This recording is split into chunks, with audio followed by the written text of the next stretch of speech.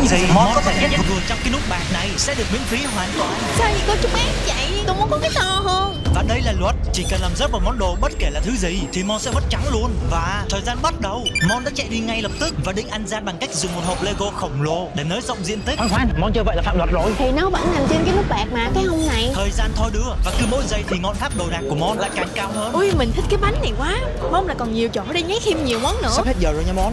Chai nước hoa này 3 triệu và mình nghĩ vẫn còn chỗ để nhét cái chai này. Mùa này siêu thơm luôn. Giờ xịt thử cái, lấy tính tiền sau nha. Nếu bạn tin là Mon sẽ làm được thì nhấn đăng ký và cho một like nhé. Mình đang nghĩ chắc chắn là mọi thứ sẽ sụp đổ hết thôi, nhưng đến giây cuối cùng thì Thành công rồi nè. vậy là mình đã bay mất 5 củ.